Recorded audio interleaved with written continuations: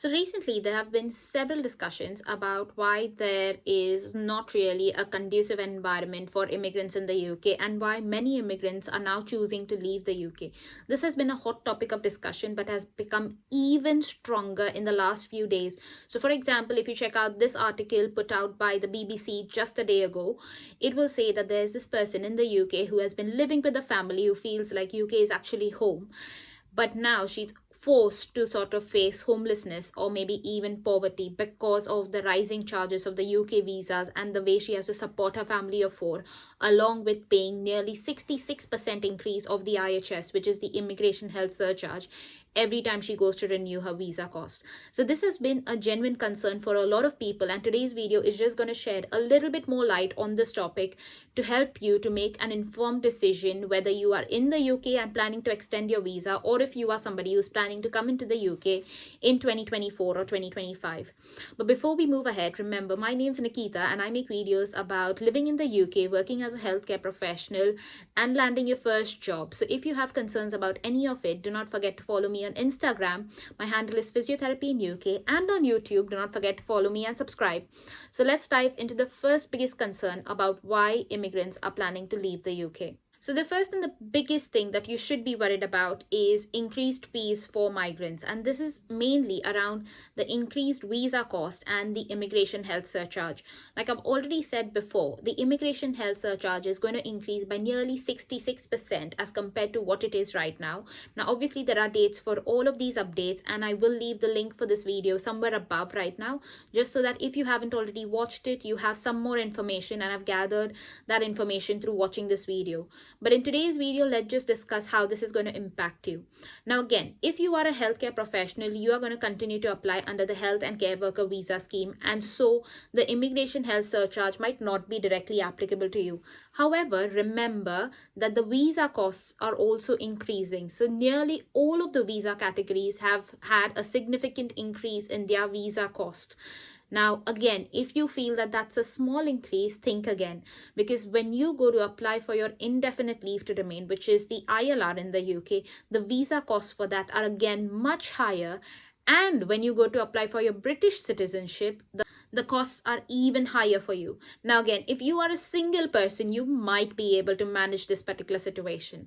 But if you are a family of three or four, you need to think not only about yourself, but about the rest of your family who would like to join you in the UK, either on your PR or on your British citizenship. And that's where the problem arises. And that's going to place a tremendous financial burden not only on yourself but on your family members as well. So, to put this into perspective, the IHS fees right now, which is set to increase, is going to be about £1,065 per year for a single person. So, if you issue a visa for 3 years, that is about £3,000 odd. And if you are a family of four, that's nearly £12,000 just for a simple visa process for about 3 years of time. Now, remember, if you are on the skilled worker visa, in order for you to be eligible for the ILR, you need to have nearly 5 years of continuous living in the UK. So obviously your visa is going to then have to be extended. So that £12,000 will ideally be multiplied by 2, which is nearly going to be £24,000 just on IHS fees alone. And this is not a small sum, guys. Personally, I would think that it's a really big sum, because even among the people that I know, some of them have actually saved money to purchase a house, and the amount they've saved is nearly up to 20,000 to 25,000 pounds. So ideally, all of this money that you're going to be paying towards the IHS, you could have saved it for yourself, either to purchase a house or to maybe live a more comfortable life, or maybe send that money back home to India, Pakistan, or Bangladesh. But now you will have to look at budgeting for it as a part of your salary and saving that money in order to extend your visa or renew your visa or even apply for a new visa.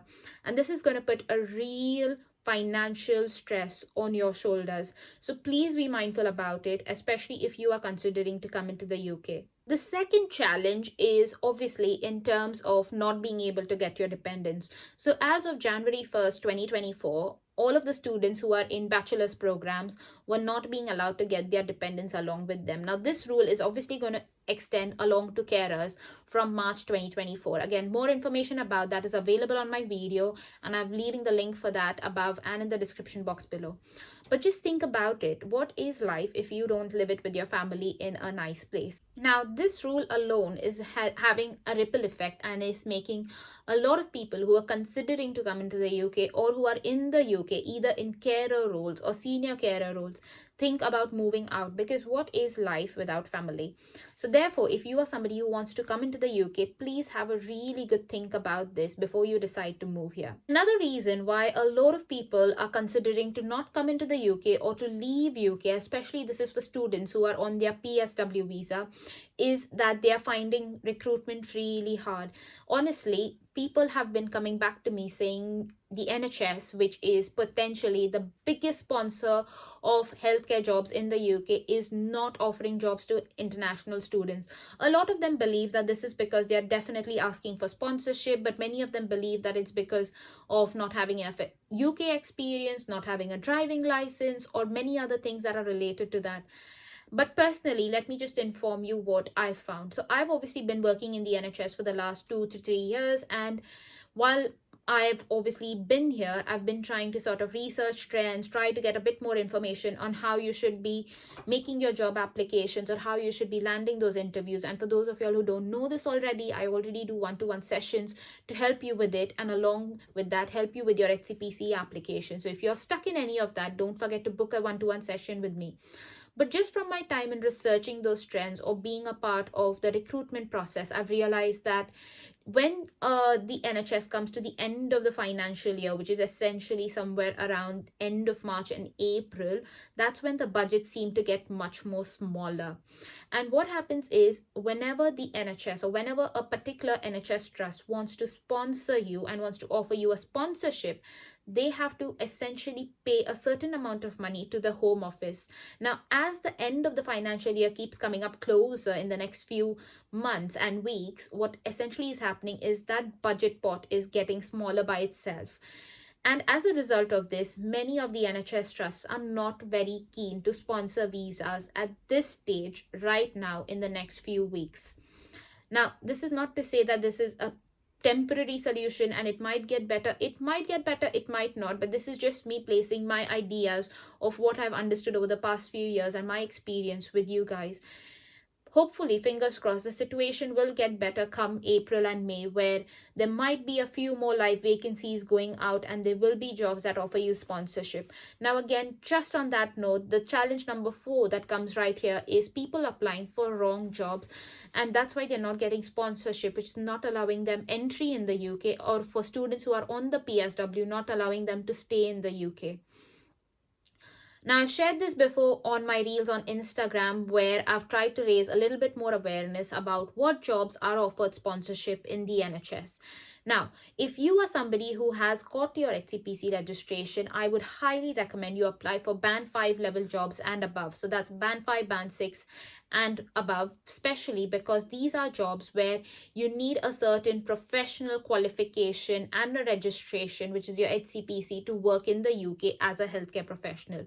If you are applying for lower band jobs, that is Band 2, Band 3 and Band 4, your chances of getting a sponsorship are nearly negligible, that is nearly 0%, because UK employers can find people from the UK who can perform these duties, as these roles do not require you to have a specific qualification or a specific registration, which could be HCPC. That makes UK employers a lot more inclined to finding people to fulfill these job opportunities within the UK themselves, and hence they do not offer you sponsorships. Now, again, you might see one-off roles within Band 2, Band 3, Band 4 that might offer you sponsorship, and if you do find them, feel free to apply for these roles and make those applications. But as a general rule of thumb, if you have your HCPC, I would highly recommend sticking to Band 5 and above roles. Now, I hope this video gave you a bit more perspective on what it is that you should be looking for before you come into the UK, or what it is you should be looking for before you think about extending your visas in the UK. If you have any more questions about it, do not forget to leave them down in the comment section below, and I will try to get back to them. Hope you found this useful. Take care. Bye.